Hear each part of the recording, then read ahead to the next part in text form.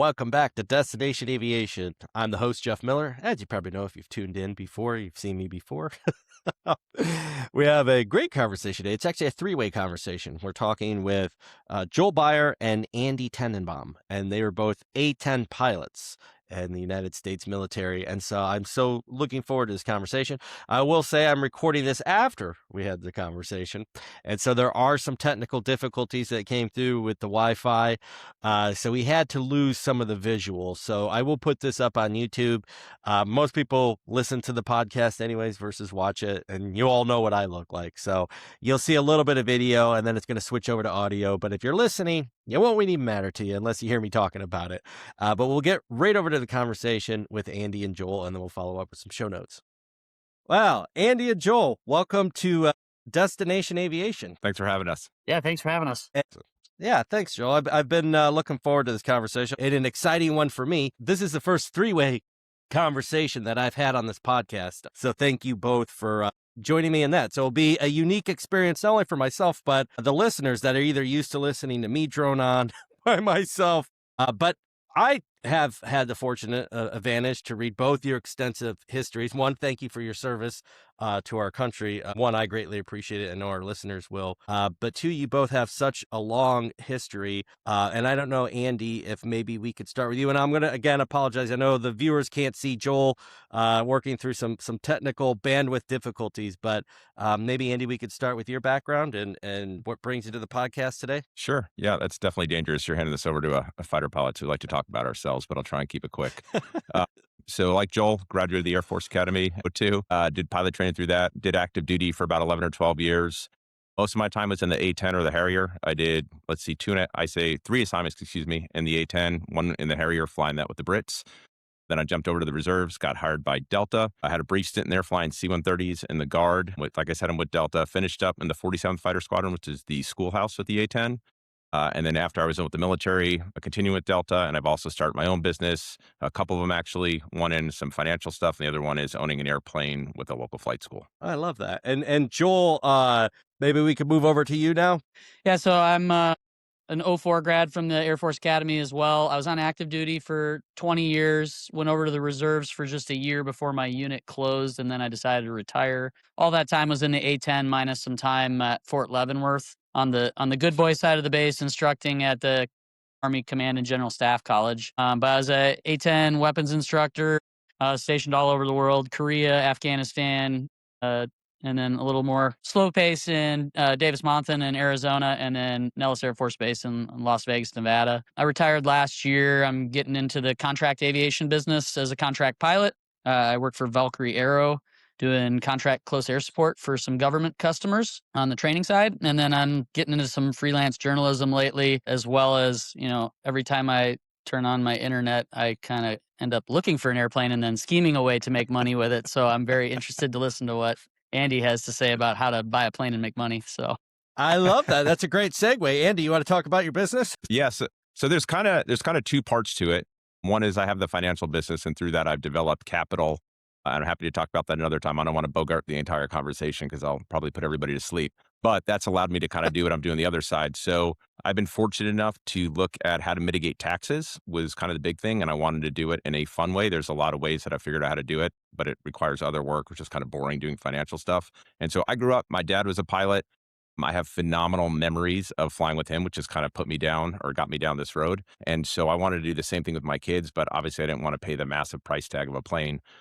So I'm involved with another group through another guy, Portageon. He works at Cirrus Aviation. I talked to him. He put me in touch with a local rep here. And so what I've done is I've teamed up with a local flight school. It's not actually a leaseback. It's called a marketing agreement. There's reasons why you do this with bonus depreciation and other stuff. And so I actually went up to Cirrus about a month ago, which is unfortunately why I missed the Hog reunion, because I had to work my Delta schedule around that to take delivery. I delivered that aircraft to North Georgia Aviation, which is up here in Gainesville. So they're flying it, but I have first dibs. I fly the plane whenever I want. It's an SR-20, brand new. It's awesome. And the way I work that is based on the amount of money that I had to put in and the loans and everything else. And with as much as is being rented out, it's about a wash, but that's pretty great in aviation if you can do that. Where I'm really making the money is on the bonus depreciation side, where I get to write that off of my taxes. And so, like I said, we can go and really dive into this pretty deep, but that's kind of the 30,000 foot view of what I'm doing there. But no, I love that. And Joel, are you still, you're actively flying still, you said, right? Yeah, so I'm flying with Valkyrie Aero as a contract pilot. So I'll go out I'm a part-time guy, so I go out about 1 week a month and train with our customers and provide them the pilot's perspective on their ground training. And so that's how I get my fix currently. I've dabbled looking around on how to kind of do what Andy's doing, but the scary part for me, having never been a adult in the civilian world where everything in aviation has just kind of been presented to me by the government and it just works because we have all the resources, is digging through all the rules and the CFR, different parts of the CFR, trying to figure out what's legal. Because every time I turn around and go, hey, that'd be a cool idea, I end up calling the FSDO and he's like, yeah, you can't do that. So gotta learn some real world general aviation adulting here later in life, but it's been a fun journey trying to find a niche that maybe no one else has been into yet. Yeah, no, I love that perspective on it. I've spent 25 years in the industry as well, and I love seeing people that get creative with different avenues within it. And I purposely didn't look up any more knowledge on the A-10 besides one, what you guys provided and what me as a civilian would probably know about the A-10. But it seems to come up in the news often, and it's the aircraft that just won't retire, which probably for good reason, right? But both, Andy, you have 900 plus combat hours in the A-10, and Joel, you have 400 combat hours. I hope I got both that correct. And you guys flew together, right, within the A-10? Yeah, so kind of a cool story. So I had a little over 1,000 hours in the A-10A. Most of that was in the 354th. I did a couple deployments there, and then I went to the Harrier with the Brits. And when I came back to the Harrier and did the requal, my first assignment was back to Korea, and Juan Joel was actually the weapons officer there. And so, yeah, he was very instrumental in me picking up the C model, learning how to do business a little bit differently. And we've got a pretty funny story. Juan, I don't know if you remember this, but over there in Korea, you were supposed to do simulators and learn different local sorties and different procedures and techniques. Well, the simulator was down. We can get into a whole story as why that was happening. But I do remember my first flight with Juan, and I can remember we were going north and there's a lot of coordination, and it was an absolute disaster on the radio. And I reached back to him. I go, hey, a little bit of help. And I just hear him laughing. He's like, nope, dude, figure it out. This is what you got to do. So, Juan, I don't know if you remember that, but that one definitely stuck with me. I was laughing so hard in there. Like, all right, here we go. Trying to deal with the accent and different controllers and the rest of it. I was a younger, meaner me then. Well, fortunately, I've been around enough. I actually found the humor in it. I wasn't upset. I was like, all right, we'll debrief this when we get back. We'll figure it out. And now Yeah. you both retired from the military, is that correct? And that's the same on your end, Joel? You're retired as well? Yeah, sorry. Audio's still clipping a little here, but yeah, I just retired last year out of Davis-Monthan, where previous to that, Andy and I worked together in the formal training unit there for a couple of years as well. Sometimes in the same squadron, sometimes across the street. But We had a really good relationship with active duty and reserves. So it was a nice dynamic that we had. And I retired in 23. So I'm coming up on about 3 years now being retired. And I know I say retired, but I mean, from the military, I know you both, obviously from your resumes, you're both very active. But I'll start with Joel, maybe the same question then to Andy. When you entered the service, was flight operations, I know, Andy, you mentioned early on that you had a kind of a passion, I think, for aviation. But did you guys, starting with Joel, when you got into the military service, was flight one on your mind? Was the A-10 on your mind? Or did you want to fly and the A-10 came along? Or what was the passion there, if any? Or were you entering the service kind of open-minded about wherever you went? yeah, so while I was at the Air Force Academy, 9/11 happened, as the same story probably for Andy. And so by the time I got to pilot training in 2005, I was pretty confident that I knew I wanted to support troops on the ground. I just wasn't quite sure how yet, whether that was going to be through, rotary wing, because we still had some special operations helicopters at the time, or through special operations aircraft like the AC-130. By the time I got to pilot training and I was going through pilot training, I lost a couple of pretty close friends from back home. One was an Army reservist, and the other was active duty Marine. Both died in Iraq while I was going through pilot training, which kind of solidified the decision to go fighters and try and get into the A-10, because I was pretty frustrated I wasn't there to have their backs. By the time I graduated pilot training in 2006, I ended up going to Korea in 2007. I never actually made it to Iraq, but I did make it to Afghanistan twice, and get a couple combat deployments under my belt there. But I knew straight away from the time I got to the Air Force Academy, flying was what I wanted to do. The current events kind of shaped it into the passion for supporting troops on the ground.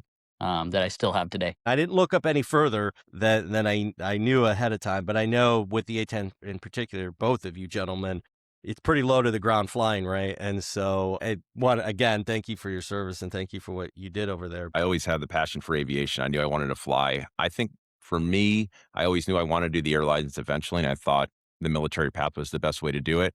I actually was looking at heavies initially. It was kind of funny when I actually got to the T-38 side. The flight commander was giving me a hard time because it was, "What happened? You figured out you knew how to fly?" And so that was kind of it, you know. But what actually got me going was it was my flight commander actually in the tweet. So going through there, his name was Matt Gerke. He was an A-10 guy, and you go in there, and I think to assume you know enough of what you want to do and where you want to go is a difficult thing. For me, I was kind of at that point just taking it all in. I didn't really know 100% what I want to do. I needed to learn a lot. And that guy was pretty instrumental in convincing me to go to the A-10. And then when I got to the T-38 side, obviously I could have switched if I wanted to, but it ended up doing the low-level missions, talking to the A-10 guys there versus the F-16, the F-15 guys who were there. Nothing against them. I just felt for me there was a draw to the A-10 side and I had that connection. And so that's really what pulled me there. And then once I got to the community, that decision was really solidified to the point where you end up, like Juan was talking about, you realize what the A-10 mission is about. It's that 18-year-old kid on the ground. And, you know, it's kind of cool. You see guys jumping up and down to deploy, myself included, because you wanted to go help those people and you really knew what you were doing and what you were contributing to guys on the ground.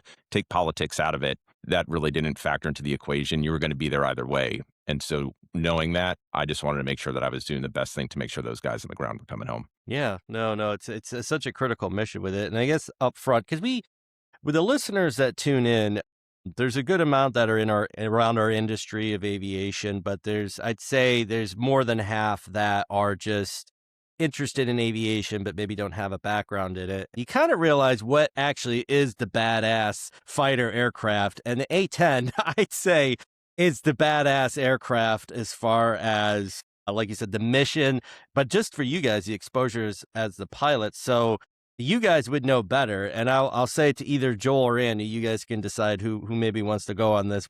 You know, what is the A-10? Maybe to a quick down and dirty for a listener who may have heard what an A-10 is, but what exactly does it? Where did it come from? What does it do? Now, we've talked about the mission a little bit, but could you give maybe a 60 or 120-second synopsis of it? And you want to run with it or you want me to? I can take it. I was just hearing every other word there, but you know, what is an A-10 in 1 to 2 minutes? Kind of wave tops on what it is. It's a purpose-built aircraft. It's probably the only one the Air Force has ever really made that didn't get gold-plated to do 100 different things. And it is the product of the A-1 Skyraider coming out of Vietnam and being at the end of its service life as originally a World War II prop airplane. They were flying close air support and combat search and rescue missions with it in Vietnam, found that it was super effective at it, but they just didn't have the ability to maintain it anymore. And so as part of a design to replace that, the Army pursued a very advanced and expensive helicopter,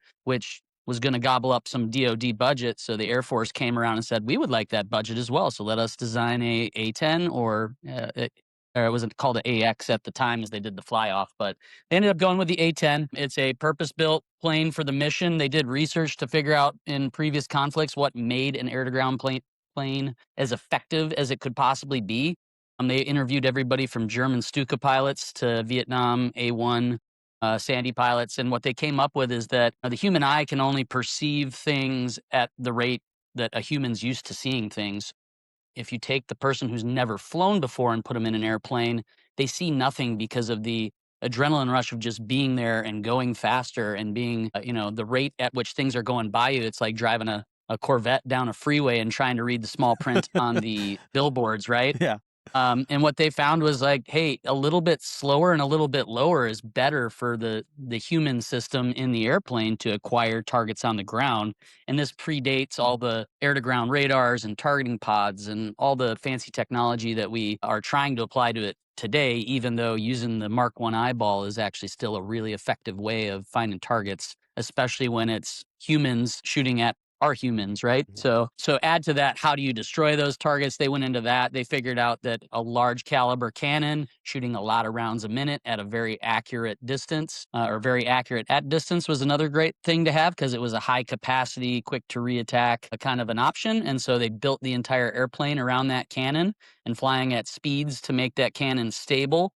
with a nice big square wing like you'd see on a Cessna instead of the delta wing you'd see on a lot of other fighter jets. And I could go on for probably much more than the over 2 minutes I already did with all the little design features of it. But it's just an airplane that was built to do things for not only our soldiers and Marines and sailors on the ground, but also downed airmen or isolated personnel that we need to rescue. Yeah, no, I love that. Andy, is there anything you want to add? Yeah, you're talking about Pierre Spray? And you guys probably had touched on this, and maybe back to you, Andy, or off to Joel. So the A-10 Charlie, and you could tell me the C may probably, I'm sure it stands for something else, how it's evolved from the original A-10 Alpha is, and I'm assuming what you were just referring to, both of you, was the A-10 Charlie version of the original A-10, or again, for the listeners or for even myself, I'm talking to the experts, so can you talk a little bit about the evolution from the original to the A-10 Alpha or Attack or however whatever the A stands for? Yeah. Maybe it stands for Yeah, Andy. so the A-10, yeah. So there was a A-10A originally that was built it was researched in the early 70s, built in the late 70s. So the production models kind of tapered off around, I think, 1983, maybe as late as 84. There was a brief period in time where they tried to make it into a two-seater. So they built 3 A-10B models to try and put a weapon systems officer in the back, wow. kind of like a F-15E. I think all 3 of them crashed, but 2 of them were recoverable enough to put them on sticks at the Wright-Patterson Air Force Museum, and then another one out at Edwards Air Force Base, if memory serves, which takes us through Desert Storm, kinda, and coming out of the early 2000s, there was some reserve guard money going towards modernization where they started integrating advanced sensors and targeting pods onto the airplane. So they needed a better television monitor to view that on. So they put in this multifunction display, kind of like you'd see in a modern general aviation cockpit where you're able to select multiple screens on that one screen. And so as that money and momentum started to build, they called that the A-10 Plus because it wasn't the full thing that we are to today. And that got enough momentum behind it with the war on terror going. There was a little bit more money around then. So they evolved that into the A-10C, which is our complete, basically a refit of avionics within the cockpit. A digital stores management system. The original A-10 actually used like push button computers where you'd push a plastic button in and it would click to the detent and it would fire a vacuum tube to select the station so that the signals would get to whatever weapon was out there to tell it to release. So we had a digital stores management system installed, which brought us into the 21st century. We were able to use things like joint direct attack munitions and other smart weapons that way. It put 2 multifunction color displays in the cockpit. So now we've got moving map capability, kind of like your civilian equivalent Garmin, like probably not quite as good as like a Garmin 300 or something like that, but at least you could see where you were on the planet, combining your GPS with the visualization. Because in the A-10A model, we plotted everything on paper maps. We used to fly around Afghanistan with basically 2 briefcases full of hiking maps that we would have to then tab and collate. So when we got to a certain grid identifier, we'd sort through our filing cabinet, pull out the piece of paper, and then look through the other pencil marks that guys had already marked up and had they been there previously to battle track what we were doing. So huge jump in efficiency and pilot interface. We got hands-on throttle and stick, HOTAS. So we were able to control all these different things on the multifunction displays without taking our hands off the controls, which is a big deal when you're flying 100 feet off the ground. You don't really want to be grabbing a pencil and looking at a paper map, although we trained through the first 2/3 of our existence doing Wow. that. So it's pretty wild, Wow. the evolution. And then a couple of years later, add-ons to the A-10C in the forms of new munitions. And it's still evolving today, despite the fact that there's like zero budget for it because we've been in sunset for probably about 15 years. So sunsetting a platform in the Air Force just means like we're not going to put any more money towards this because we want to get rid of it and do something else. But like you said earlier, we seem to be like the zombie warthog that'll never die. So we just keep coming. But we've gotten helmet mounted queuing systems now, so we can look kind of like imagine like almost like your augmented reality glasses, not quite to that fidelity yet, but you look out the window of your car and you see whatever was on your iPhone map displayed right in front of your eye. So it's labeling the building for you to the left of you instead of just telling you what it looks like on a different display. We've recently acquired a bunch of new and innovative weapons that are being used in the conflict in Iran in the recent weeks. So it's been a long march towards relevance. We've always had our relevant close air support mission, but in the last 10 to 15 years, we've really picked up on some areas where the Air Force has things that they has the tools they need to use to do the job, but they don't have enough aircraft to carry them all. So we've been able to kind of sneak into the missions that guys would rather not have and be super useful and kind of use 3% of our brain to do some stuff that everybody needs done while we keep 97% of our brain on close air support and combat search and rescue. Andy, anything you want to add to any of that? Yeah, I think for the person that's out there and they listen to that, they may not understand all the technical terms. But if you look at the A-10 that rolled off the line in the 70s to what we've got now, it's night and day. It's a different aircraft. And the entire point and why we did that is to shorten the kill chain and be more lethal and effective when we do it. So I had 2 deployments in the A-10A back in, let's see, that was '05 and '07. And then I came back again to deploy in 12-13 after doing my tour in Korea. And I will tell you, your ability to change the dynamics on the battlefield and get weapons down much quicker and much more effectively increased significantly. And Juan was there as part of it and saw the guys that helped develop the A-10C as well. There was a core of about 5 or 6 guys that were really instrumental in what they did, bring it from the A to the C model. For me coming back, it was almost like upgrading to a new aircraft, just to give some perspective on what you had to do to learn the C model from the language and just how you interacted with it. Sure, I could fly it, I could take off and land.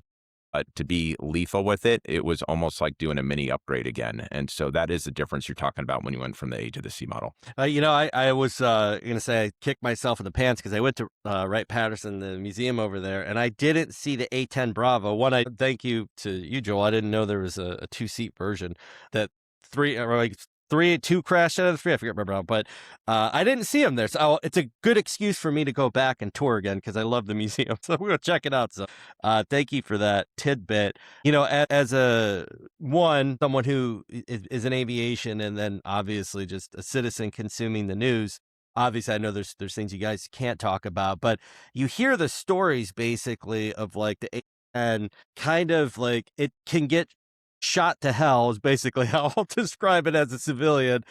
And you see them capable of still functioning where like a normal aircraft, not so much. And so it's amazing when you see some of these images and pictures of these A-10s that have been shot up.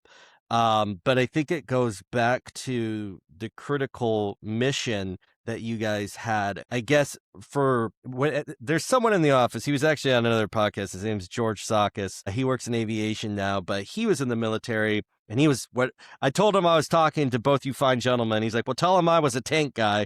And I'm like, I will. And he's like, and tell him I hate the A-10. And I was like, why? Does other countries have them? He's like, no. But when we would go out and have our war games, they would always kill us in our tanks. And I was like, oh, I'll let him know. But maybe starting with you, Andy, could you just, because that is kind of where you guys exist, right? And I think that's the danger of the A-10 is a lot of the missions that you guys are sent into, you're low altitude, right? Low altitude engaging, and again, to the Jeff Miller speak, but the cannon basically you have on the front of that and firing shots down at people on the ground. Obviously, the risk is you're closer to them, right? Where they could send something up at you. And I guess I think that's something that for, the listeners, you look at, like Top Gun, the F-15. I'm not saying that, there's not, versions that they get down close to the ground, but your mission truly is you're in the danger. You're right there, right? So it really depends. And I would say in the A model, we were closer. We still tried to get some standoff. In the C model, we're able to stand off a lot more. Okay. So it really depends on the battlefield and what's going on. And we have a thing, avoid, suppress, kill, and we're referring to the threat. So we want to avoid it if we can. If we can't avoid it, we're going to suppress it. And then last resort, we're going to kill it because we're wasting weapons on that versus killing something else on the battlefield. And so if we can, we're going to get as much standoff because we want to come home. Yeah. We want to be able to fight the next day. Unfortunately, there are situations though where given everything that's going on in the battlefield, we have to put ourselves in harm's way. So if you look at this stuff without getting too much into the details, Juan probably has even a little bit more knowledge on it. But at some point, the Sandys that went out there and they rescued the F-15E crew, they determined based on what was going on that they had to put themselves in harm's way. Now, obviously, they're going to do everything they can to mitigate that and come home and not get shot at. But that's kind of not to say that other guys won't do it, but in our community, and I don't want to talk for them, but for us, I know there comes a point where, you make that decision. You have to go risk versus reward. What am I trying to do here? You're not just going to go and throw yourself at it without having some kind of reward to bring it home. But in that situation, they evaluated everything and they took on that risk. Unfortunately, one of the guys did get hit. They lost an aircraft and made it out. But at the same time, the reward was we got both guys out before somebody else could get them. So we can go down and low and dirty. It really depends on the situation and what's going on, but we're going to do everything we can. I'm repeating myself here to mitigate that threat and not have to put ourselves in harm's way if we can help it. Joel, is there you want to add to any of that? No, that totally checks. I mean, nobody wants to get shot at, whether you're in an airplane or Chicago. It doesn't really matter, Like none of us want to be at gunpoint. So avoid is definitely the primary thing to do. But sometimes avoidance isn't possible, and survivability a lot of times gets lumped these days with high technology, and we can be survivable because they can't see us. And really, that's not what survivability is. Survivability is a mix of, and I'm kind of gonna mince words here a little bit, but like it's a product of your vulnerability, right? Can they see me? Am I vulnerable to the radar or whatever else might be out there? And am I susceptible to its effects? Can it hit me with what it has, and does that hurt me?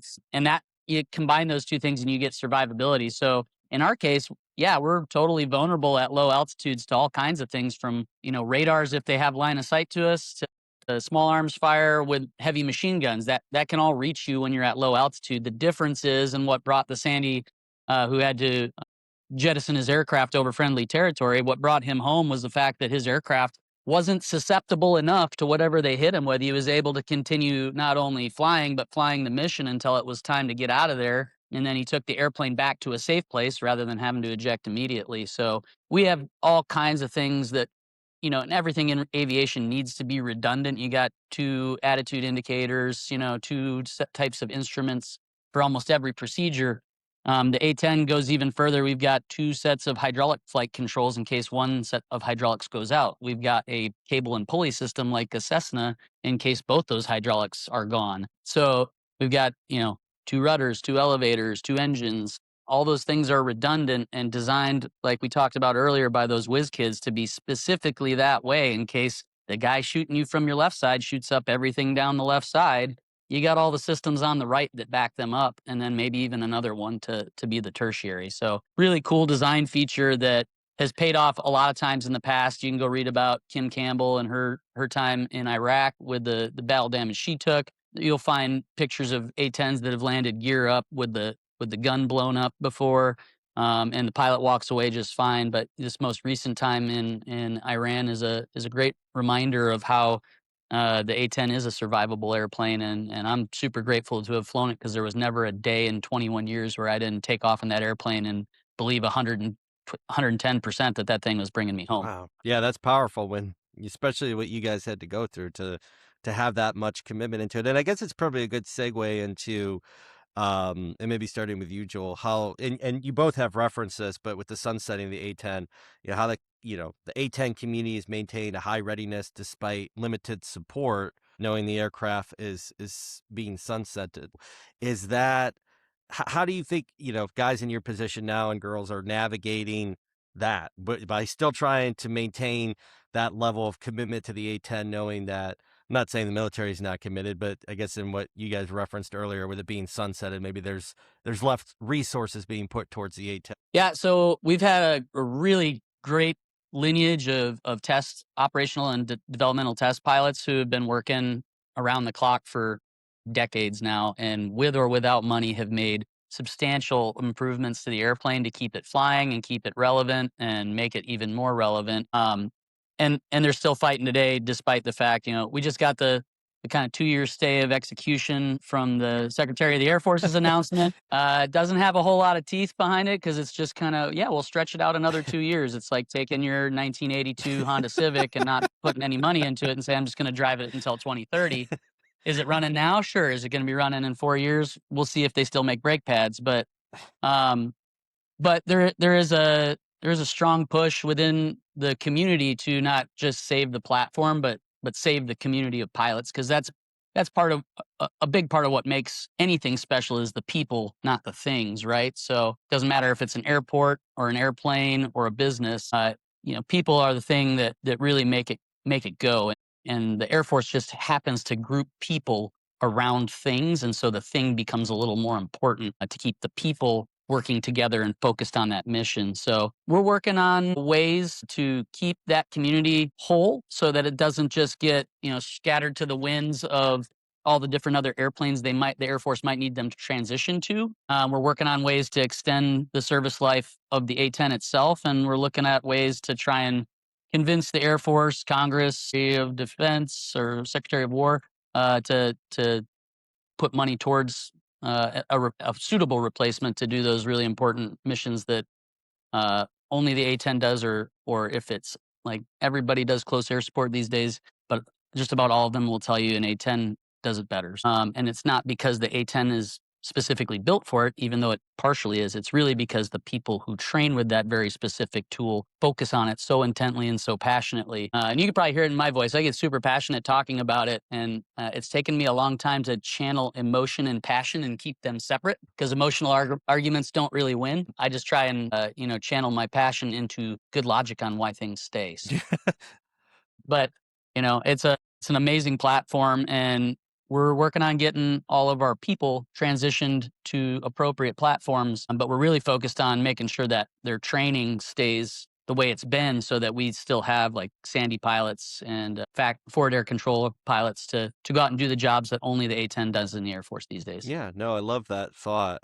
Andy, is there anything, about the people and the aircraft and, the limits of the A-10 in its life, replacement, complementing it? Any thoughts? Yeah, I'm sure you have tons of thoughts. Anything you want to add to all that? Yeah, I think for me, it comes down to two things. You have the aircraft and you have the community. So the aircraft has proven that if we give it the love and the care that it needs, it's going to be there for us. But Juan touched on it. It's the community. I don't care if you have the best or the worst aircraft in the world. If you don't have the team behind it, it's not going to get anywhere. So that's really been the difference. For me, though, looking at realistically what's happened since I've been in, because you can go, back to the 90s, even with Desert Storm, the A-10 was on the chopping block then. But ironically, that conflict came along almost like Iran today and it saved it. But I saw it in 2012 with sequestration. Didn't just hit the A-10, but hit all the Air Force. I saw sunset twice now. Once was around 13, 14 when they said the jet was going to go away, and now as well. And we're kind of seeing people trying to build life back, or breathe life back into it, excuse me. But the stop and go is really what hurts us. If we actually had continuity and we didn't have to fight these fights and we could dedicate it to the A-10, we'd be that much better as far as a community. But even despite that, if you look, Air Force loves metrics. And if you look at our mission rate with the resources we've been given versus what we've been doing, we knock it out of the park. And I'm biased, I'll fully admit that, but the numbers don't lie. And I think that they will back up my bias there. But to the other side of it, and Juan was talking about losing people, my own personal story was I actually left the A-10 community when I was leaving active duty in 13, 14. I interviewed at the time, it was the 45th Fighter Squadron, but I was told the A-10 was going away. And so I need to not just look at the A-10, I need to look at my family. So I joined a C-130 unit and moved out to the East Coast. I did that for about a year and a half, 2 years, funnel group of people. Truthfully, my heart was in the A-10 and I loved the community. I wanted to go back. And when I realized it was going to be around, I came back. Not everybody's fortunate enough to do that. And so when you lose people like this, you're slowly decaying that knowledge and that ability to pass on that information. So all of these things that we're doing have ramifications. And so it's not just about the A-10 like Juan was touching on. If we lose this corporate knowledge that we have on how to affect this fight the way we do it, I think in the future, we're going to have to learn these lessons again. And it's probably going to be in blood, which is why some of us are so passionate about it. Do you think that is why with, I guess the Department of War, the top brass, how the A-10 keeps surviving the retirement efforts? I mean, is that, you talked about the metrics, but is that they look at the success of the missions and they, because it seems like somebody at some point would say, okay, here's either one, the alternative, or two, no, we need to invest it and keep it moving forward. So as far as anything that's public knowledge, there's not a true replacement program now. And is that why you think, Andy, that the retirement efforts, they just keep extending it? Is the idea, let's just keep extending until we get an idea of how to replace? I don't think that there is an appetite to replace it, depending on who you talk to. Okay. This is totally me, so follow the money, right? I'm an econ guy, can't help it.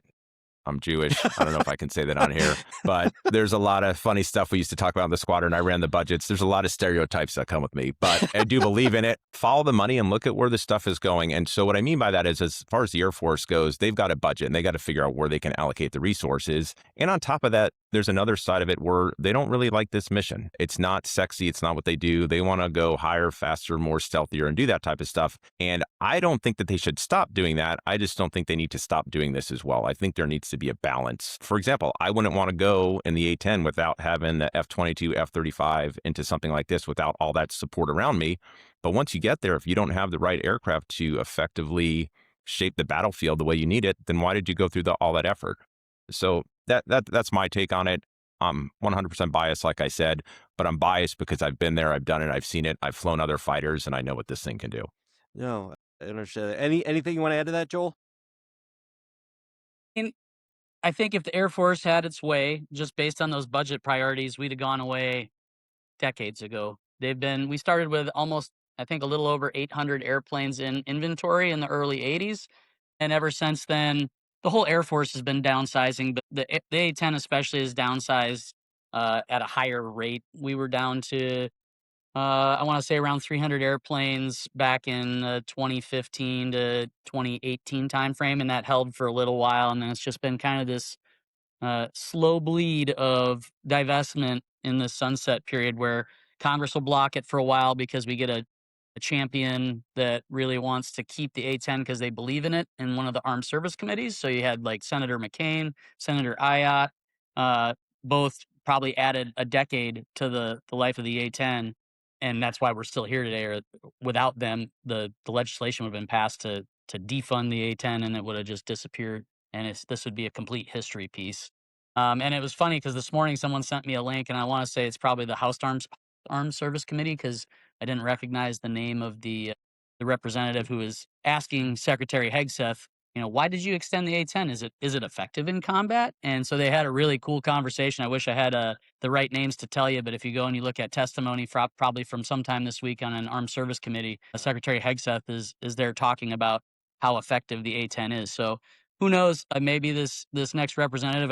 I think his name was Crank, but I was just reading name tags very quickly, but don't know what state he's from. But shout out to him if he's on our team, man. We could use you. Call me, because we that's how you get things done in the military budget wise is Congress holds the purse strings. So if it's good for business and it's good for business in states and the states all can agree that that's something that they want to do, it's a sad fact, but it's the way the military industrial complex works. That's probably why Eisenhower warned everybody about it 75 years ago, right? Aiden. Was, beware of it because money makes the world go round. And it, at some point becomes this stroking of the military industrial complex over the mission effectiveness. Could I mow my lawn with my lawnmower? Yeah, but my Ferrari is built in 42 different states and it's way more fun to drive. So let's just burn the grass off by spinning tires. So, yeah, it's not always about practicality. Sometimes it just comes down to cold hard math. And that's probably a good point for both of you. I mean, I know you're both retired from military service, but to the comments both of you have made, you stay pretty active in advocacy for the men and women flying the A-10 now. And do you offer yourself both up to Congress and stuff to give maybe like expert testimony, or at least because obviously you have the best opinions, I'm assuming from what I'm hearing, of somebody who probably doesn't understand the mission. But are you both actively involved in that world of, if I guess today, is it more like ad hoc, call me if you need me, or are you actively involved in groups on trying to save the A-10, trying to evolve it, next steps? Is that something you're both taking on? Let's start with you, Joel. Okay. Yeah. And actually was able to just look up the guy's name because my internet's running fast enough.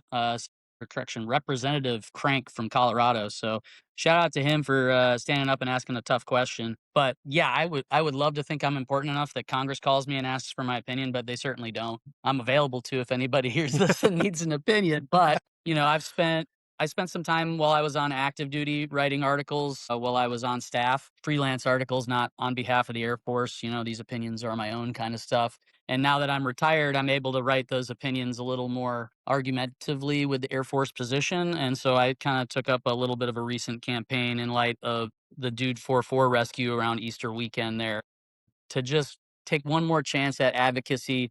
Not that we haven't been advocating all along, but when you catch that public momentum, and I think you'd be hard pressed to find someone who heard about Easter weekend's rescue in the news and didn't hear that story and didn't feel filled with pride for the way that all of our involved military personnel handled themselves and did business that weekend.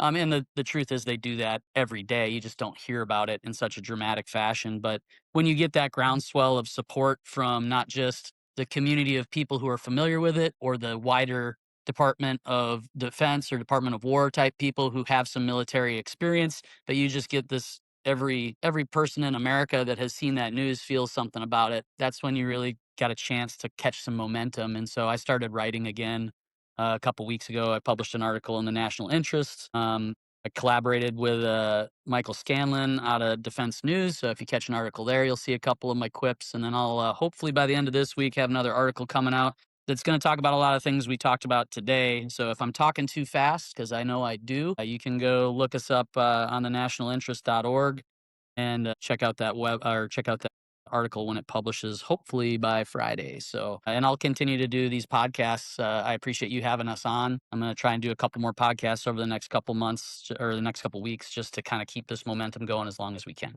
Andy, do you stay pretty active, I think, in this space?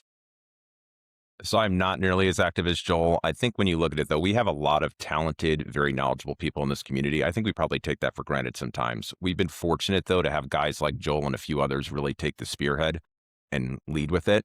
But any chance I have to write my congressman or do something like you would as any kind of voter or constituent where you have a vested interest in something, I'm engaging with those people.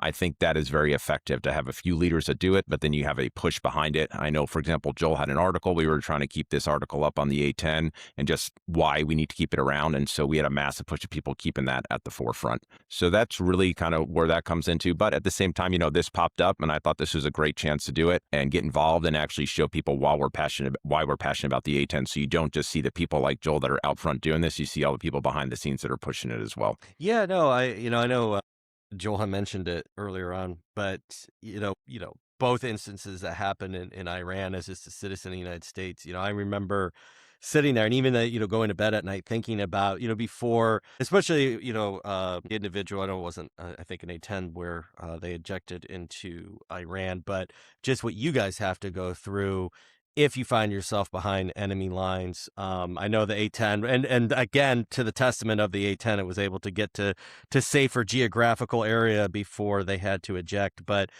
I think it's in the forefront of everyone's mind. And I just remember sitting and thinking, like, God, I hope they're okay. I hope they're finding a way to get at. I mean, just thinking about what you guys have to go through and the testament to your training and just your ability to be into those situations that I can't even imagine the pressures that are put on you to go through that. So I am happy to see that there is more attention just to average people like me and with the military world to say, like, yeah, make sure you guys have what you need, and especially listening to both of you when you start talking about your experiences in the aircraft, because who would better understand it? And with that, there is one thing when I look at, the A-10 and stuff, there's this kind of gap, right, that it bridges between a fast jet and a helicopter.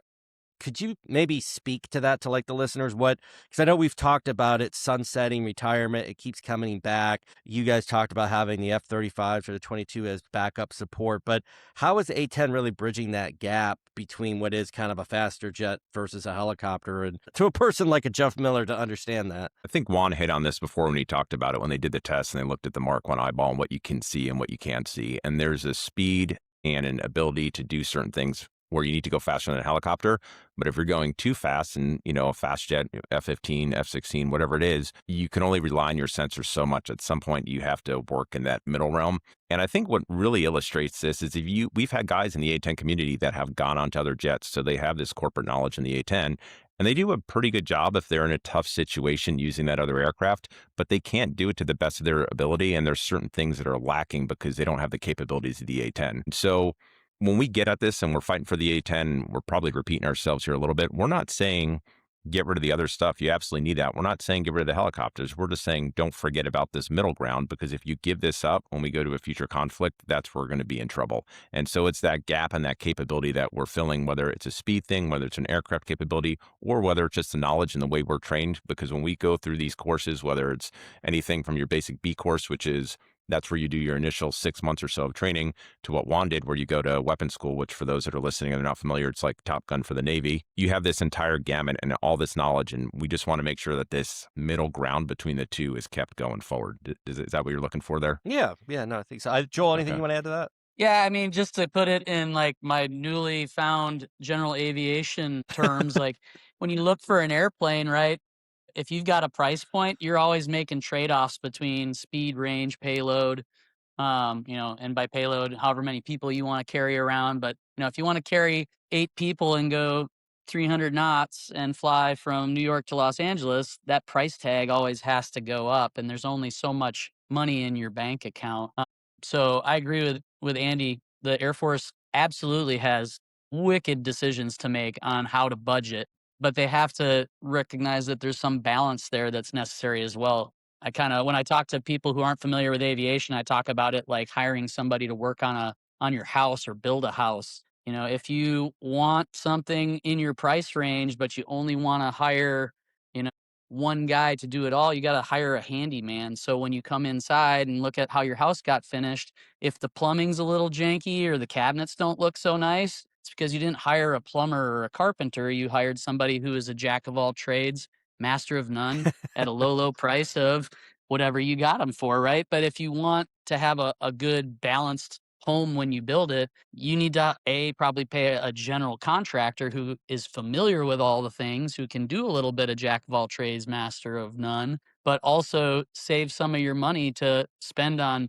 electricians, plumbers, carpenters, so that all the fit and finish when it comes to the actual house, or in this case, the Air Force's ability to go do every job, you have some experts in each corner that are holding down the fit and finish part of it so that every T is crossed and I is dotted. And then in that middle piece, you've got your more general ability to contact all those missions. So that's kind of the analogy I would use on that when it comes to the trade-offs and this having a very specific platform and against a wider budget. I think looking at it too, we can probably get into a quagmire here, but multi-role really became the sexy thing for us to do as an Air Force and what we were looking for. And I think when you do that, you end up ironically paying more and getting something that's not as effective as having something that's, quote, specialized. And I use that in quotes because the A-10, or if you go back to the F-15C, but really the A-10 is what I'm getting at here because that's what we're talking about, is specialized. But the amount of missions we can accomplish, it's pretty diverse. And so I think a one-size-fits-all just doesn't work is probably the easiest way to sum this all up. You do need different aircraft for different missions, just like Juan was talking about. If you're going New York to LA with 8 people at X speed, that's one thing. But if you want to be able to go different distances and haul different cargoes to different areas, you're going to have to change the aircraft or the capabilities of it. And I guess with that, Andy, talking about constraints and stuff within programs, with the 10 itself, the stop, start, difficult, expensive. Tell me I'm wrong on that. Looking over some of the notes here, but is there something to how these aircraft are basically the engines are started on the aircraft that is difficult and expensive? And is that a barrier or at least a footnote here when they talk about the A-10? I would say to Andy first and maybe to Joel. You're talking about they're trying to make the argument that it's getting older and expensive. Is that what you're getting Yeah, at? well, just actually starting the aircraft and getting the aircraft up and running. I mean, is there something unique about the A-10 versus other aircraft, that capability of actually getting the aircraft fired up and running versus others? Or would you say the costs associated with the A-10 are comparable to any? If you're firing up an F-15, you're firing up an F-22, or is there something to that where there's more costs associated with the A-10 just to keep them, one, up and running, but also, two, I thought I had, as I was looking at the notes here, that, again, you guys are the experts, so you tell me I'm wrong, and maybe I got my notes all compiled here, but that there was something to, just the mechanics of getting the aircraft up and running. So I'll break this down. I think this is what you're asking for, but you can break the money down in a lot of ways. You have the sunk cost, which is the R&D and everything that went into it initially, and then you have your no-kidding operating costs going forward.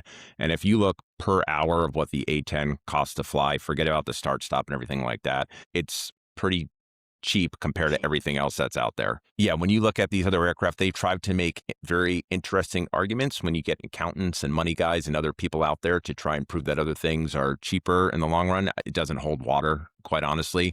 But where we're hurting ourselves on the A-10 side is it would be even more efficient. I don't know if cheaper is the right word, but more efficient if we didn't have all this start stop For example, we come back to the wings. We actually had wings bought and paid for on the A-10 way back into, I think it was 07, '08 when we had the issues popping up. And then we went to that first sunset, we killed the contract. Juan might know a little bit more about the money that was involved there, but I didn't know starting, stopping, and doing it again. It costs the taxpayers a ton of money, where if we would have just went with the initial plan, it would have been extremely efficient and we would have had more A-10s with good wings going forward. When they built these aircraft initially, they were built to certain tolerances and to fly for so long. We're flying the aircraft now way past what they initially intended. That doesn't mean it's a bad thing. It just means we have to do certain things and maintenance and upgrades to make sure it can keep flying. We bought and paid for those things, and with the start and stop, it just costed us more money because we had to keep going back and renegotiating with the military industrial complex to keep these things going. And I don't even blame the civilian counterparts for doing that. If you're operating a business and you keep telling somebody, hey, we're going to do this and we're going to stop, start, stop, they've got to factor that in as well. So it's really on our side to come up with a plan and then stick to that plan. I realize things are going to change. We have to be a little bit dynamic, but we're really inflicting pain on ourselves the way that we've been operating. Joel, anything you want to add to that? Yeah, I mean, it's like buying any airplane. There's a cost to own it and there's a cost to operate it. And the cost to own's already been paid. The cost to continue operations is that supply chain that keeps getting turned off and on. And much like owning a Cessna versus owning a Long Easy, they don't make parts for a Long Easy anymore because it's an experimental from the 80s. If you can find it, great. And if you can adapt something, awesome. But it's going to probably be a little more expensive than what it was when they were still making the parts. And so that has become more expensive, especially with the stop and start. But it's that way with any airframe that you would put into a state where you're turning the supply chain off because we're not building a very specialized vehicle of any kind, whether it's a car or an airplane or a boat. If the manufacturer that originally built it goes away, then the supply chain is disrupted. But then there's the cost to operate in terms of like cost per flight hour for fuel and that kind of thing. And the A-10 is actually the cheapest airplane by far of any manned aircraft that the DoD operates in the fighter spectrum of things. But each aircraft has those costs. It's not unique to the A-10. But the A-10 is definitely a bargain when it comes to price comparisons when we do it that way. And coming back to this just for a second, I know for a while, Juan, you were there. We were both at DM pumping students out of the FTU, the training unit where we push guys out to the rest of the communities. We were by far the cheapest way to produce what's called an 11F, which is a fighter pilot, and get them that experience. So there was a long time where we were getting a lot of money to keep producing guys because it was the most efficient. So it's not like this is some kind of secret that we have. Other people, other entities, other organizations out there in the Air Force know this. It's just that, like we said before, there comes a point where there's a constraint on our budget and they have to make certain choices. And for whatever reason, they've chosen to not support the A-10, in my opinion, like they should. Do you see, and maybe to Joel first, do you see UAS, and a friend of mine, he was flying P3s, and now he flies UASs out of Jacksonville, Florida. Do you see that complements what potentially could be the A-10's future? Is that just another mix within the environment of what the A-10's mission is? How do you view that, or how does an aviator view UAS in that realm versus the A-10? Complementary, different? Is there any thoughts there on the military side of that component? Yeah, sure. Actually, I got a sidebar here. I got to retract my previous shout out. I'll leave it out there for Representative Crank from Colorado, but a buddy just sent me a text, and it was Congressman Hamada. If you're looking for that clip of him and Secretary Hegseth talking A-10 in the news today. Okay. So shout out to the representative there from Arizona. But anyways, back to your question about how UAS fits into all this. I think the UAS, much like we talked about earlier, you need all the different specialties in the mix in order to bake the right cake. And there's definitely a place that they fit. They have an amazing ability to loiter. The fact that they carry munitions and sensors and you can swap those gives you a lot of versatility. However, we've lost a lot of UASs over in the current conflict already. I think the Air Force is proposing to Congress to buy 100 MQ-9s to replace and augment further the ones we have based on the ones we lost. So they come at a price tag as well. They tend airframe wise to be a lot less expensive than a fighter aircraft, as they should be, because they're running off of a Rotax engine and they're very efficient that way. But we have to remember how we control those things, which is through satellite architecture in outer space, which is not a cheap enterprise. And there's only so much bandwidth on a communication satellite. So if you want to run, I think we were up to 60 something orbits at the height of the war on terror. You got to use a lot of satellite time in order to control all those things, because you do have a man in the loop with those unmanned systems. When it comes to getting more autonomous with those systems, you look at a lot of the drone and cruise missile and ballistic missile strikes that have been going back and forth in the Middle East and in the Ukraine and Russia right now. And that is definitely an emerging way of warfare. But for every counter, there's a counter. There's companies out there. I just was listening to a podcast yesterday about a system called the Leonidas, and I can't remember. I think it's Epirus is the name of the company that makes it.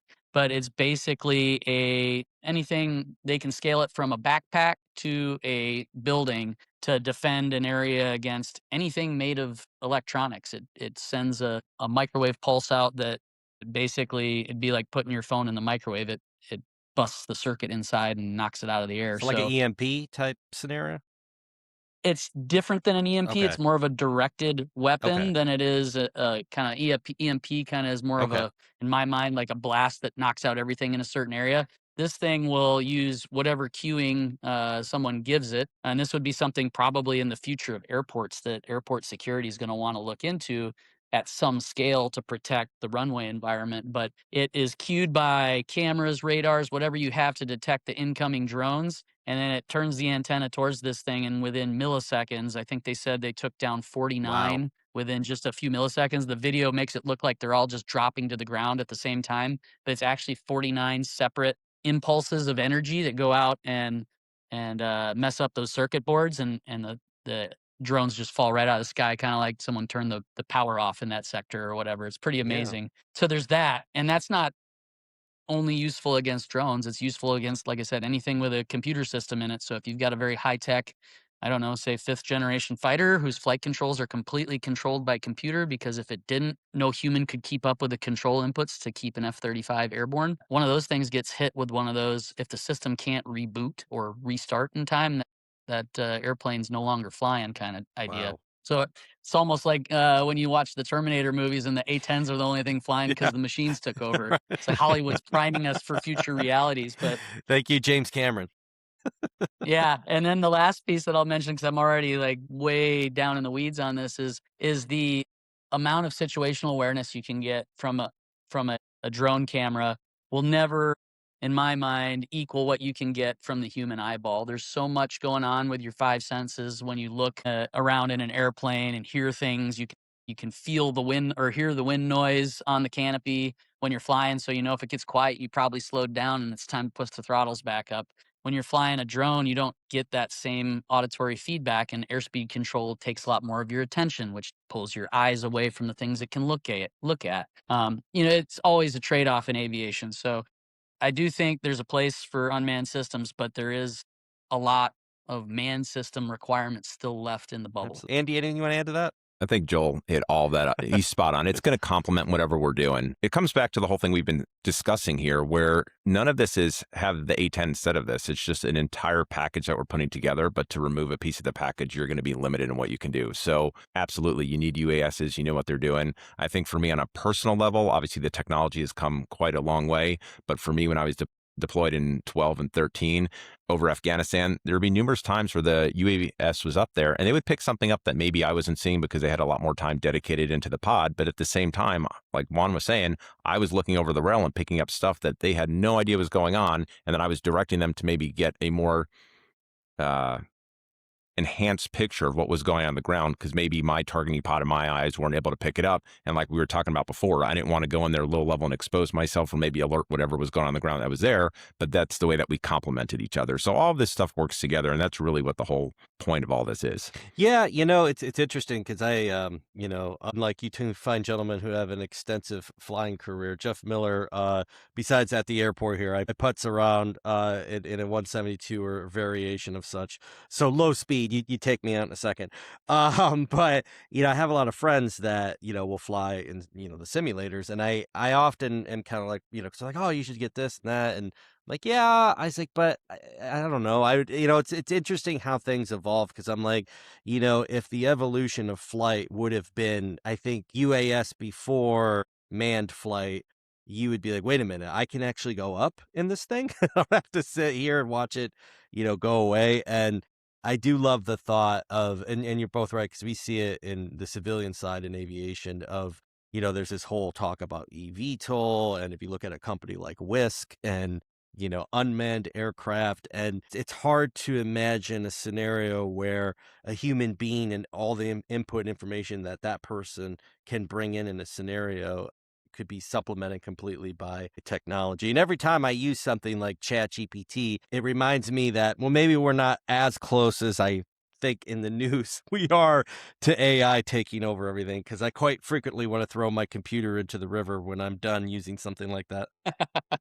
So I think, Jeffrey, Yeah. if I can real quick, just on Please, the go. technology side, it's a little bit away from the A-10. So my background, I've done and flown quite a few different things. I think let's take two opposite ends of what I've flown. I flew the C-130H, the H2 model, and now I'm flying the A350 with Delta. And so in the H model, we actually had the two pilots, we had a flight engineer, we had a navigator, we had the load masters in the back. And great people paying attention, but there were things that would happen in that H model. I remember they would give us certain scenarios in the sim, and the instructor would be laughing because whatever emergency he gave us, this light or this gauge was out of tolerances for quite a while.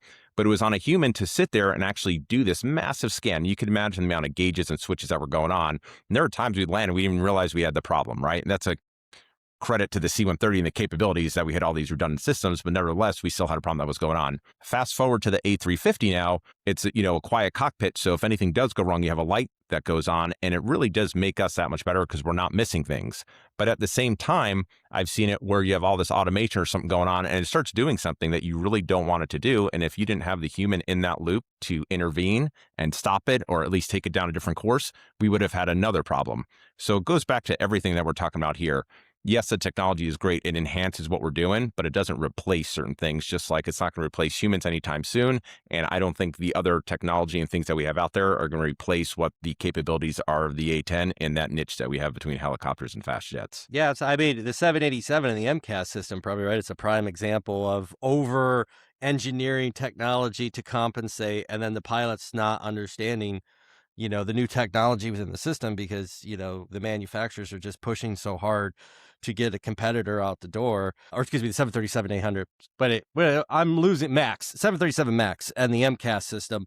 And what happened there, and just this push to get technology out the door without maybe understanding the repercussions of it. And, it's interesting to me because you go to a lot of these, future aviation events and you hear, oh, this is the next thing, and we're going to get rid of the pilot, we won't need them, or you could get someone who can fly one of these autonomous or not autonomous but eVTOL type aircraft with more of a like a video game experience versus an aviator experience. And I'm like, okay, I don't really know. Okay, maybe that's your goal, but it probably brings up a good point as we're transitioning. I don't want to take too much of your fine gentleman's time because I know you got a lot of stuff to do, but maybe starting with Joel, did you, going from flying something like the A-10 and then transitioning to civilian life and still being in aviation, have you found it to be I'm assuming there's probably a level of it. Some things are refreshing. Obviously, there's some things you miss, but have you found that transition are you enjoying it? The components, obviously, I would assume you miss, but how do you feel transitioning back to civilian life after being in something so iconic like the A? I think I fly, we call it the A-27. If you go Google it, you'd probably have to look up the Embraer 312F. It's built by Embraer. It was sold to the French military as a trainer, heavily modified, and then my company flies it for our purposes. But it's like a jump in a time machine. I flew A-10As, so I'm familiar with steam gauges and push buttons. So it's a bit of a jump back into that time machine. There's some newer stuff in it than I ever had in an A-10A, but there's a lot of stuff that's different and more simple, obviously, because it's a smaller airplane than an A-10C. And then there's a whole new mechanization of doing the same task. So I've done, 2,500 plus hours in an A-10 doing this same mission that I do on the contract side a certain way. And so everything from jumping in the new airplane and starting it to actually doing close air support with it is kind of a trip because it So, for example, the start procedure for the engine, it took me probably 4 sorties on that first trip to really feel like I was getting confident with the checklist to run all the switches, which when you boil it down, you make sure all the shiny switches are in the right spot, all the dusty switches are still dusty, and then you take the start switch and put it in start and the throttle and put it in idle, and you're ready to fly. But my brain had been so many times through the startup procedure in an A-10 where we're flipping switches. Once one engine's going, we're turning on avionics because there's a million avionics, and then we turn on the second engine and we're doing flight control checks. And if you're fast, it's probably like 3-4 minutes of stuff, but it's more than start switch to start, throttle to idle, and ready to go. And so my brain would just get hung up in this timing loop of, I'm like, there's like gotta be more to do here. And I would run the same checklist to watch the same switches not move for 3 or 4 minutes. And my chief pilot was calling me from the back seat going, are you ready to go yet? What's your problem? And likewise, I'll still catch myself reaching to type in coordinates on a panel that doesn't exist in the airplane, because I got 2,500 hours of muscle memory, and it takes deliberate focus to do the right and safe things in a different airplane. And I'm sure a lot of transitions for different military members into more complex airplanes or simpler airplanes doesn't matter. It's just different muscle memory, and you got to fight those habits. But I absolutely find it to be a blast. Everything from putting up drywall in my house for the first time. I poured concrete shortly after becoming a reservist for my kid's basketball hoop. And I was treating it with like measuring things with a graduated cylinder. And my neighbor shows up. He's like, you're not building a piano, brother. You're cutting a piece of wood to pour concrete. Like, why are you measuring so many times? So I'm absolutely having a blast being terrified of the most simple things in life and finding out that I'm capable of doing them. So So it's been a fun you're transition. kind of a Joel of all trades. Yeah, I'm working on it. Andy, I've actually seen Delta's 350 when they were test running it. I used to work at the Pittsburgh airport, and when they were running, I remember it was in the livery of Delta, and they were running test flights on it. But obviously, you're an advanced piece of equipment there. How has been your transition into commercial airline 121 life? Yeah, no, it's been great. So I will say, just kind of backing up for a second and leaving the military, I made a bit of a mistake the first time I left the A-10 in 13 or 14. And I really had that longing to come back, which is why I did what I did. And I came back and I was able to finish up my career in the A-10 and fly it for another 6-7 years in the training unit. So that was great. When I finished at that point, I felt like I had enough of my fill. I was ready to move on. And there were other things that I really wanted to start exploring. To answer your question on the 350, by the time I got to the 350, it wasn't too bad. I flew the 717 before that, and that was a bit of a trip learning the FMS and how all that worked. I could still remember going through. Talking about another aircraft that will never retire, right? I just saw another article. Yeah. So, Delta's, been flying those nonstop. It's making a lot of money for the company, but making that transition and trying to figure out what's going on. I can remember I'm sitting there and I was kind of laughing. I was kind of the monkey with the bananas. They're telling me to fly some kind of RNAV, and I got the jet on the ground. The guy's like, any questions? I'm going, yeah, I don't know what I just did. He's like, what do you mean? You did everything right. And I'm like, I know, because you gave it a banana. I did it, but I don't conceptually understand what I'm doing. And so I had to stop the guy. And we drew up the dog leg and we went through the entire FMS and was going, and the light bulb went off. And so 100% just the way of flying 121, but also just how I had to learn a whole new language. I had to learn what was good for Delta versus the military, what the mission actually was. So all that stuff was a transition. But the same thing like Juan, where he's doing other things, I've really kind of taken my time now. I moved to a hub, and I do have quite a bit of free time, and that was intentional because I understood how the contract worked and how much they'd be using me. And now I've really taken off in this financial business, and it's great because I had an econ degree from the academy. I've used it. I've done some stuff personally, but then when it really started working for me, and now I've got this whole structure and this framework where I'm starting to help out friends and family and other colleagues at Delta, really anybody who calls. And so it's allowed me to pursue something that I had on the back burner for a long time. And it's just nice. I feel like you move through these different phases in life. I still am passionate about the A-10. I still love thinking about memories. I still love thinking about the guys that I flew with when I did my exchange in the Harrier, but I'm very comfortable with moving on now to the next point in my life. I love that. When I was at Pittsburgh, we had 2 military establishments there. One was the 9/11th, and at the time, they had the C-130s, and they moved on to the Globemasters. But, the same kind of memory that I had of Delta's, A350 and the test market coming and going. At the same time, the C-130s, we had our aircraft rescue firefighting department at the airport. And so they would stage in emergencies. And, I've been around, this is year 25 for me in aviation. And so when I was there, I would see, like almost daily, the fire trucks lined up, midpoint, touchdown rollout on the runways, and it was always the C-130s, and the right engine and left end, one of the engines was out of the four, and so we would get, I would walk out, be like, "What, is it really?" And like, "Oh no, they just purposely shut one down," and they do their training. I'm like, "Oh, okay."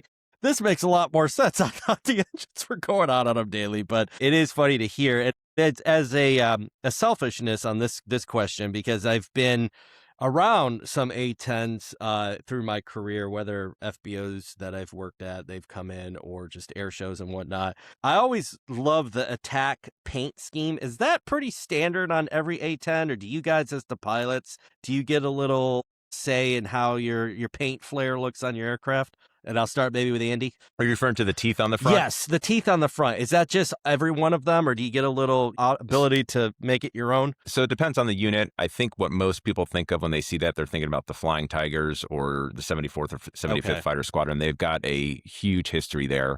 But that being said, other units have adapted something similar. And so you'll see a lot of units with tusks or a snake head on the front or something like that. But not every unit. I know we didn't have it in the Bulldogs, but a lot of the Guard Reserve and a few of the other active duty units as well, they'll have something like that on the nose art that you're referring to. Okay. Do you see, like Joel in your case, or both of you, but do you, obviously the A-10s you flew, or I assume are still in service, do you ever catch a glimpse of your old, wait, I probably flew that, is that, or did you personalize yours at all, Joel? You probably at least got to put your name on it, right? Yeah. So they'll put the dedicated pilot, dedicated crew chief name, and then an assistant crew chief name on almost every airplane. They'll probably take them off for combat. So if you see pictures from downrange and they're blank, that's why. There was a period where we were allowed to do ladder door art. So if you see an A-10 parked at an air show and you flip the door open to get the ladder down, every now and then you get to do some door art. So I was fortunate enough to get door art on a couple of airplanes while they were quote unquote mine, which never really belonged to me. They belonged to our awesome maintainers. If we haven't mentioned them already, absolute stellar guys and gals in the A-10 maintenance community for all those years that I served. But yeah, every now and then you look at a news article, especially recently, they put a air refueling probe so that we could refuel A-10s from drogue refuelers as opposed to boom refuelers. So kind of like the same way a helicopter would refuel behind a C-130, you fly up behind, the same way a Harrier refuels, you fly up behind and you plug a probe into a boom that's just dragging behind the airplane. And I zoomed in and I looked at the airplane because it was pretty close to the camera on the back of the C-130. And I was like, that's tail 185 from the weapons school. That was my airplane. I wonder if it still has my door art. So it's pretty cool. Yeah, like it'll spark old memories of units you were in. But yeah, it's a unique, very cool situation that not everybody will probably ever get to do, to have your name on the side of a plane. No, absolutely. I was out at AOPA was kind enough to invite me out to the Buckeye Airfair, and they had an Osprey there. And I got out to get to the side of it, and one of the names on the side was Captain Trinity Balls Taylor. And I took a picture of it because, like, that's cool and funny. I guess again, I don't want to take too much of you guys' time, so I'll try to wrap it up here. But I would ask, maybe starting with you, Joel, and we'll go to Andy. We have a lot of folks. It was just with some students from Embry-Riddle last week, is kind enough for Dr. Bier to invite me on to be a guest on that. Students are constantly asking, and we have internships here at our airport, and people have gone through it. But I mean, you both have spoken, I think, so highly of it, so I think I know your answer. But to maybe some of the young people that listen to the show, would you recommend your pathway, starting with you, Joel, then maybe off to Andy, for them to get into this industry? Yeah, huge shout out to Nicole for contacting both Andy and I and putting us in contact with you. This has been so much fun. She's awesome. I agree. At least, yeah, I married her, so.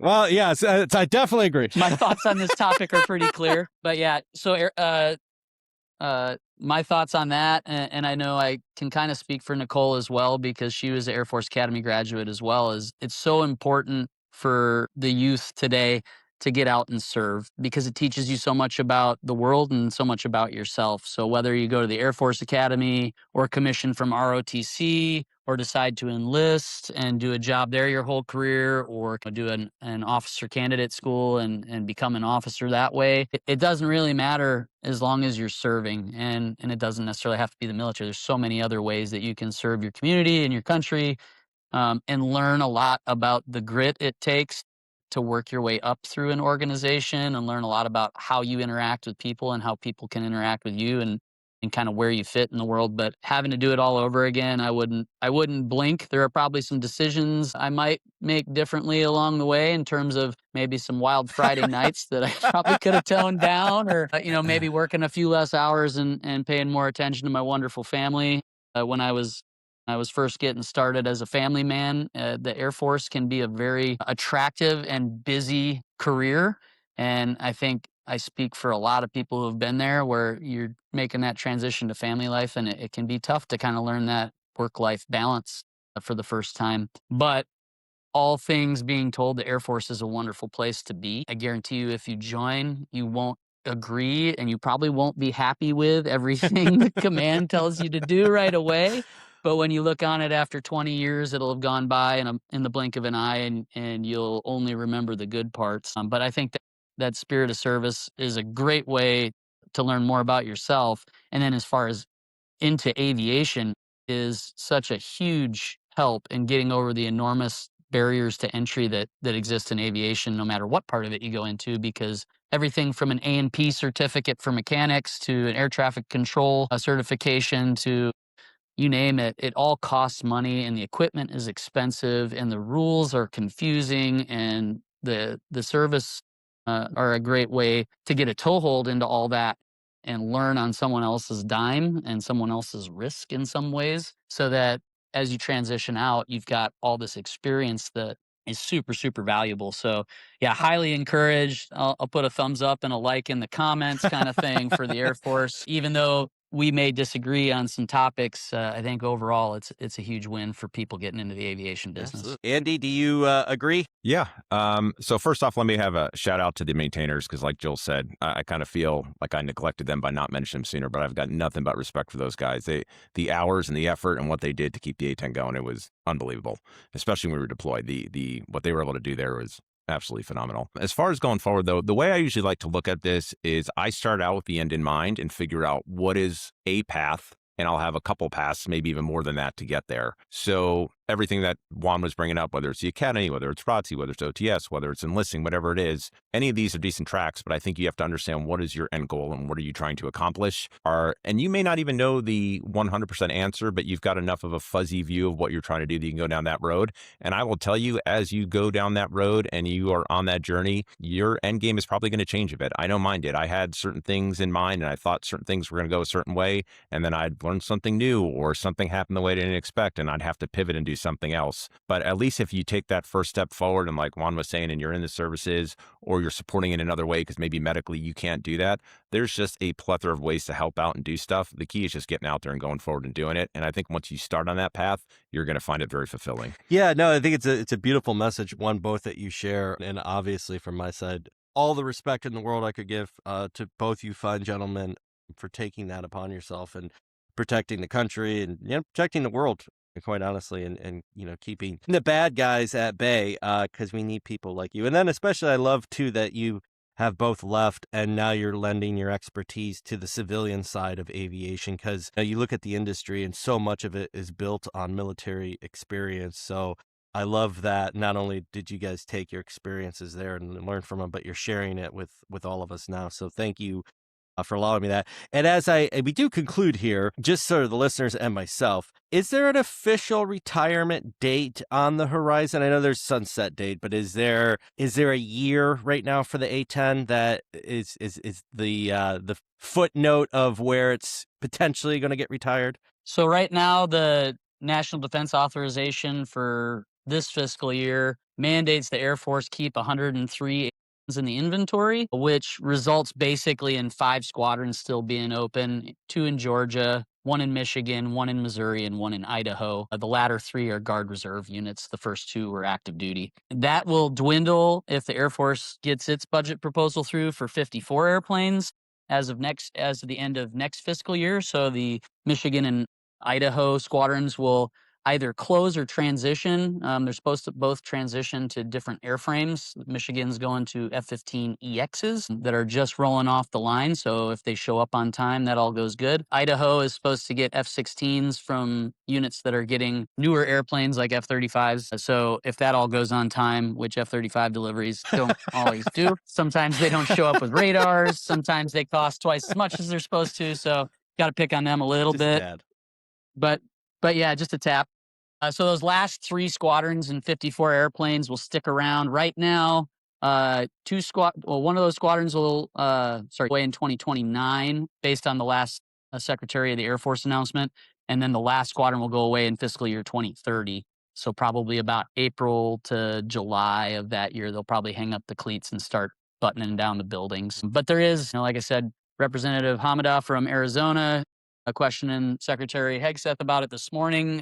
Just came out on all kinds of news feeds that just popped up on my phone. There is a really strong drive right now, both within the community, the attack pilot community, and from outside, all the way from the highest levels of the President and the Secretary of War telling the Secretary of Air Force to keep the A-10, which we're now responding to. So it'll be an interesting little budget churn news cycle here in the next coming weeks. So I'll keep my eyes peeled and keep you posted. Yeah, no, I love that. Thank you so much. Is there anything at the end here that I didn't ask both Andy and Joel that you would like to say to the listeners that I may have missed that you want to end on? I just want to say thanks for having me. We can regurgitate a lot of this stuff or repeat a lot of this stuff that we've been going over here. I think you've kind of heard it. We're both passionate.